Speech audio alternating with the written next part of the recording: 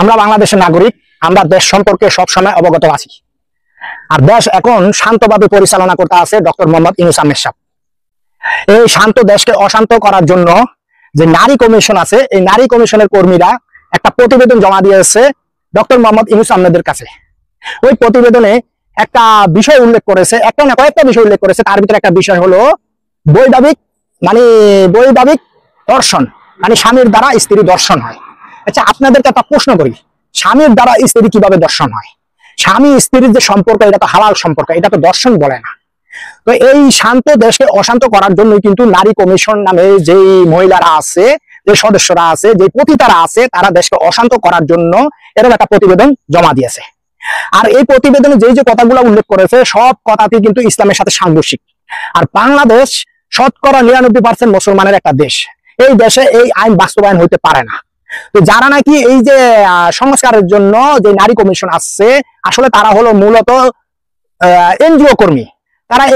তারা পশ্চিমাদের কালচার বাংলাদেশে ঢুকানোর জন্য, 92% মুসলমানের দেশে ঢুকানোর জন্য তারা এই কাজগুলা করতে আছে।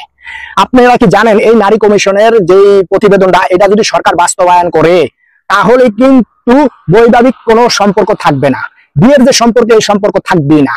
কারণ হলো কি, প্রত্যেকটা ঘরে ঘরে এই জিনিসটা প্রচার হয়ে যাবে যে স্বামীর দ্বারা স্ত্রী দর্শন হয়।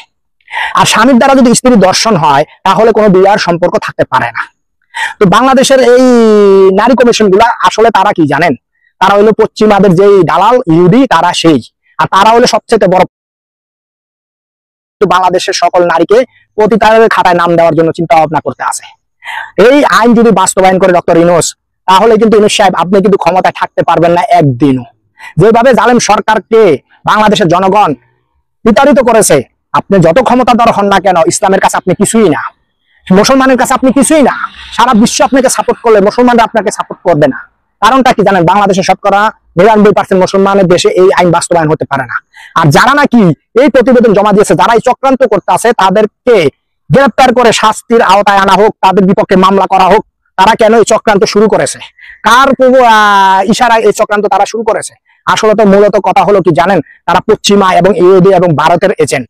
তার কারণে কিন্তু তারা কি করতে আছে, এই বাংলাদেশ শান্ত বাংলাদেশকে অশান্ত করার চেষ্টা করতে আছে।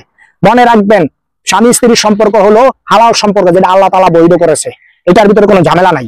তারা চাচ্ছে কি জানেন, স্বামী স্ত্রীর বিষয়টা, যেমন পশ্চিমাদের ভিতরে কোনো বৈবাহিক কোনো সম্পর্ক নাই, ফ্যামিলিগত কোনো সম্পর্ক নাই, স্বামী স্ত্রীর কোনো সম্পর্ক নাই। তারা এখন মনে থাকছে না কুকুরের নাই। বাংলাদেশও সেই জিনিসটা করতে চাচ্ছে। আমরা বলতে আছি ডক্টর ইউনূস সাহেবকে, আপনি খুব ভেবে চিন্তে কাজ করবেন। আর এই যে নারী কমিশন যে প্রতিবেদন আপনার কাছে দিয়েছে, এটা সুরের ডাস্টবিনে ফেলে দেন। তাহলেই বুঝবো যে আপনিও মুসলমান এবং আপনি মুসলমানের পক্ষে আছেন। আর না হলে আপনি একদিনও ক্ষমতা থাকতে পারবেন না। আমরা এখন চাচ্ছি আপনি 5 বছর না 10 বছর থাকেন, কিন্তু একদিনও থাকতে পারবেন না যদি এই আইন পাশ করেন। ভিডিওটা এই পর্যন্ত, ভালো লাগলে শেয়ার করে দিবেন।